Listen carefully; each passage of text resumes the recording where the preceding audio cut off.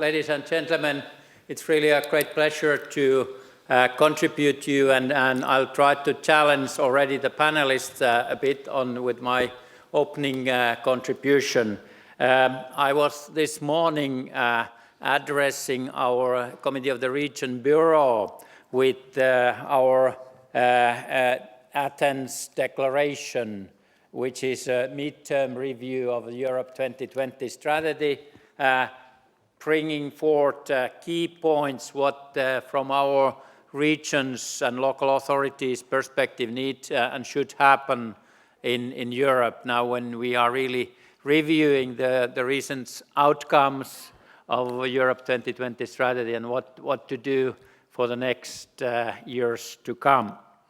I'll highlight a few of the, try to be more concrete because that as well was asked by the Bureau, and as our, the team of the whole conference puts a strong pressure on local solutions. And that's really what we are, and we should be able to bring forth more. What can we at the regions do really to encourage our local and regional actors to be more crucial role? And that means really that we can have a stronger input for the Europe 2020 strategy and for the flagships through this, what we can simplify calling bottom-up. If we at the regions, if we are not strong enough in making these practicalities, new innovations to be scaled up, to be disseminated through Europe, through the European partnership. If we are not capable in doing this, so that we can be sure that we will fail with the Europe 2020 strategy. So the crucial actors are at the regional level.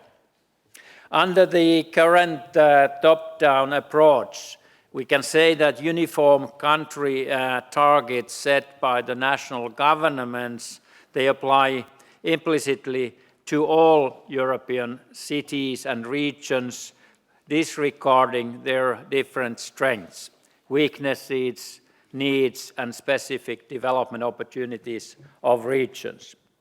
What does this mean, and what can we do then? So we through the several opinions of the Committee of the Regions, we have highlighted a few of the kind of a bit new kind of openings. One of our strong statements is that Europe needs pioneering regions to be forerunners in implementing the Europe 2020 strategy, and through that to invent the desired future. And with this, we don't mean that only a few of the kind of top regions should have the key role, but every region can have a pioneering role. And that's very strongly the message coming from the smart specialization. So based on the strengths and weaknesses, every region should put on their priorities where to focus and build that further on and strongly based on European partnerships, not trying to solve all the problems and challenges by that region only, but really do that on a European collaboration. The other strong point from the Committee of the Region opinions is that we need the dynamic understanding of regional innovation ecosystems, where public, private, and third sector learn to operate together. Traditionally, in Europe, we have stressed the importance of the so-called triple helix, where universities strongly collaborate with industry and with the cities. Now we want to broaden this up, take the users, the citizens strongly on that, but as well see that it's not a triple or a quadruple helix, but it's more really an ecosystem. And on that, so how to encourage this regional innovation development, that's our challenge. It's not by chance that as shown by many of the Committee of the Region surveys on the flagship initiatives, country targets were often seen by cities and regions as abstract and not appropriate to their specific needs. For this, we are strongly, again, through the several opinions, we are stressing that we need methodologies to mobilize public-private partnerships and encourage especially people participation, user-driven open innovation through living labs and smart city collaboration. Further on, we can say that Europe 2020 targets should be territorially differentiated to reflect different potentialities and starting points. And this is very strongly in our message of this midterm review declaration, which is now easily available through the Committee of the Region webpage. There we as well, we have a 100-page additional document highlighting the background facts and figures, as well pointing out, based again on several Committee of the Region opinions, what can be done, and linking that then to the practical case studies, best practices, etc. Again, I refer that you should go to have a look at that through the Committee of the Region webpage. What then? What when we say this strongly? So one of the strong messages is that we need to speed up the change by scalability and focusing on implementation. This all is very strongly related to multi-level governance, and I don't want to go more in detail on that, but stress again so that our region should have much stronger role in defining the national reform programs, and as well Commission should give more emphasis on this kind of regional perspective on those. And then when we look on the funding issues, many of that were tackled in the opening plenary there, but I just want to say that funding constraints are a great challenge for the EU local and regional authorities. Investments needed require long-term funding perspective and an adequate quality of spending. This means again so that as a lot of the scientific economical and well-being studies, benchmarking studies, rankings show that those countries and those regions who have made long-term investments in their intellectual capital, they are the drivers, they are the ones where many of the elements of well-being benefits are well seen and well assisting the people living in those areas.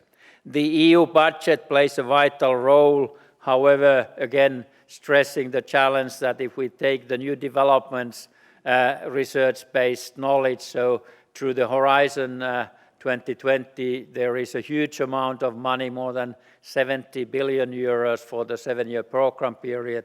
And when that is through the regions, when that is linked to the regional decisions on using structural and investment funds, then the regions really can get much out of that. Mr. Panelist, so I want to challenge you by just having a simplified list, which I made for my own region and for the ECOS activities at the Committee of the Regions. I was trying to have a list of 10 major things, what has changed now for this new program period. Because this is something that the regions should be aware of. And the first is the focus more on impact, especially societal impact. The second is more innovation, needs to be get out of research. Third one is user-driven development. Citizens and communities of practice are at the core. Fourth point on my list is regional innovation strategies based on smart specialization.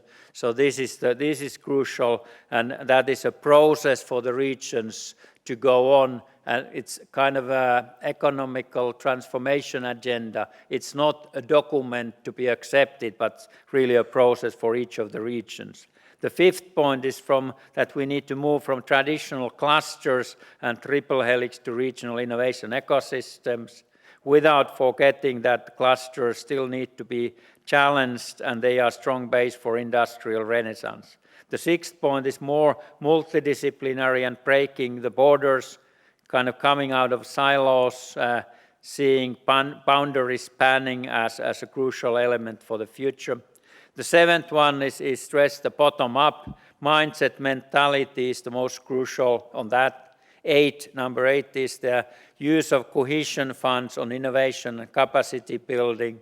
And 9, link that with the synergy in using Horizon 2020 funds, and as well getting more results out of Horizon activities by using cohesion funds for that. And the number 10 on my list is the multi-finance.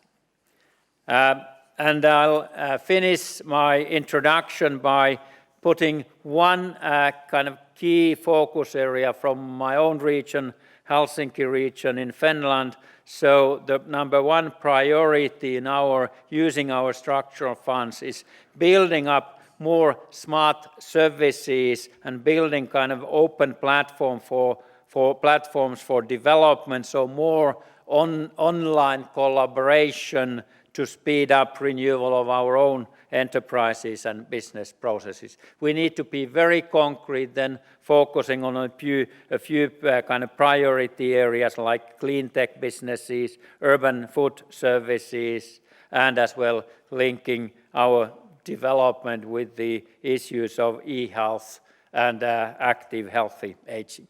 Thank you for your attention. Thank you.